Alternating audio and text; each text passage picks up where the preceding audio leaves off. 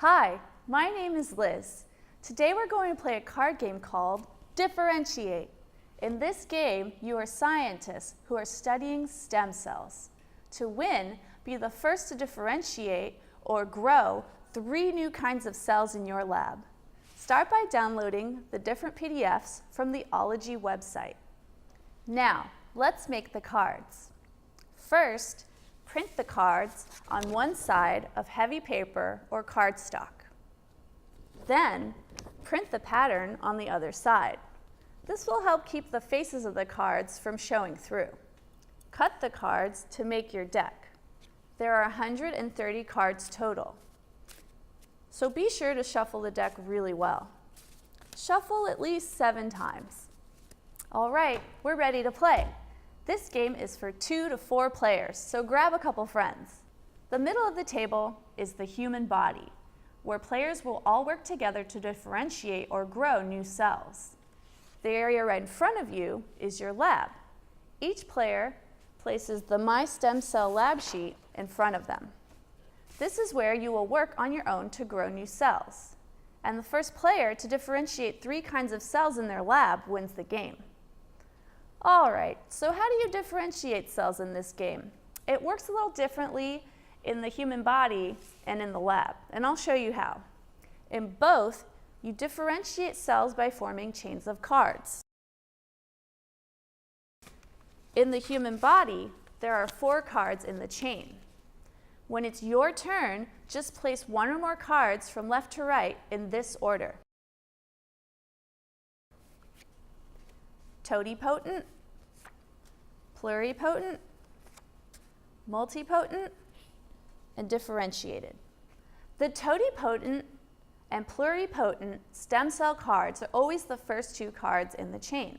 In these 2 stages, the stem cells can still be differentiated into any kind of specialized cell. A multipotent stem cell card is always the 3rd card in the chain. Now there are 3 types of multipotent cards in 3 different colors representing the 3 different germ layers. So you can play either an endoderm, a mesoderm, or an ectoderm card. The stem cell is now sorted into a germ layer. The 4th and final card is a differentiated stem cell card, and it completes the chain. There are 6 options, 2 from each germ layer. So, next to an endoderm multipotent card, you can play a lung or pancreas card. Next to a mesoderm multipotent card, you can play a heart muscle or red blood cell card.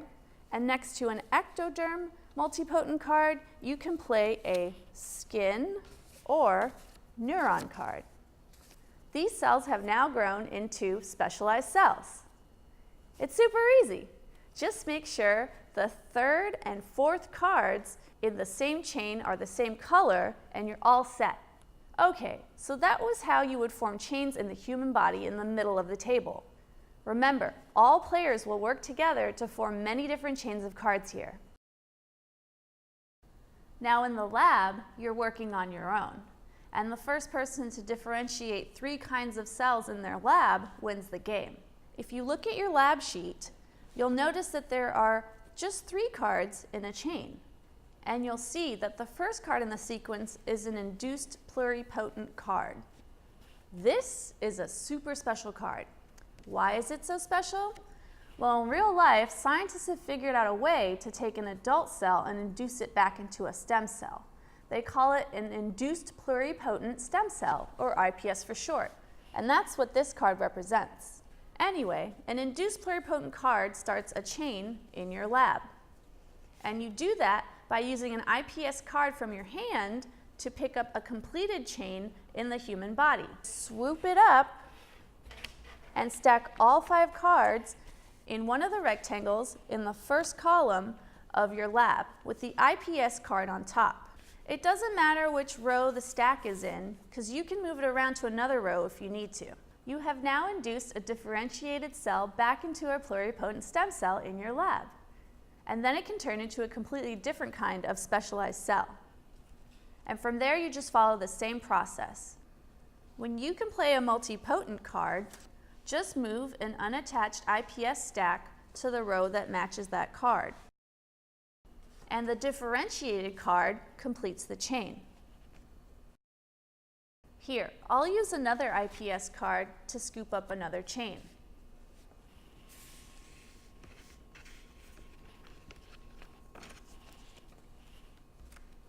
Now, notice on your sheet that you'll need one cell chain for each germ layer. The first player to get all three kinds of cells is the winner. But winning isn't that easy. At any point in the game, you might pick up a cell death card. This card won't affect any card chains in the human body or any finished chains in your lab, but it will kill any unfinished chains in your lab. All right, I've shown you how to form chains of cards in the human body and in your lab, and also what can kill unfinished chains in your lab. I'll now show you how to start and play the game. After shuffling, let's deal the cards. The person with the next birthday is going to be the dealer. First, the dealer will take 4 totipotent cards out of the deck and place them face up in the middle of the table. These cards will give all of you a head start in forming chains together in the human body. Shuffle the deck of cards again. Deal 4 cards face down to each player. This is the player's hand. Keep it hidden from other players. Place the deck face down in the middle of the table. This will be the draw pile. Next to it will be the discard pile, where you'll place cards face up as you discard.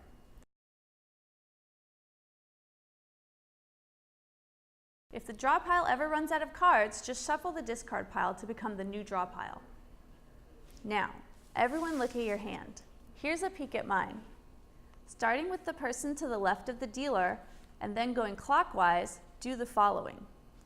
If you have a totipotent card, put it anywhere in the middle of the table.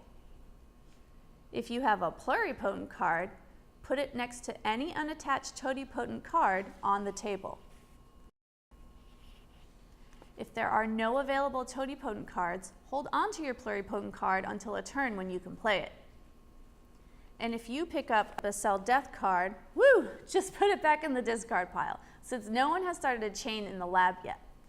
Then pick up additional cards from the draw pile so that there are 4 cards in your hand.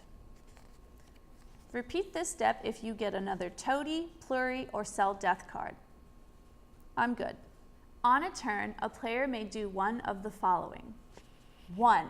You can play any number of cards to form chains in the human body or in your lab. For example, I can play cards to form chains in the human body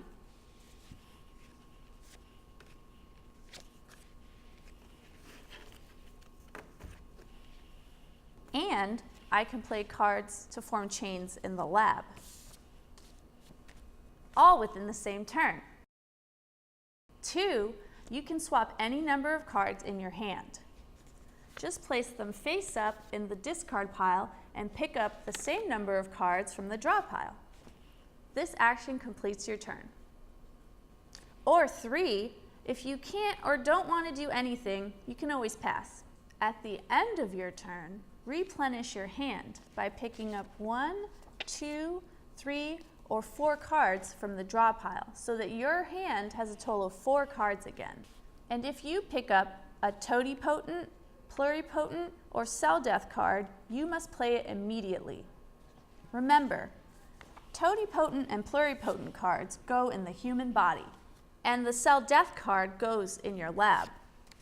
Oh no, it just killed an unfinished chain in my lab. Grab the entire chain and put it into the discard pile. All right, I think that's all you need to know. Have fun, and the first scientist to make 3 new cells in their lab, 1 in each germ layer, wins.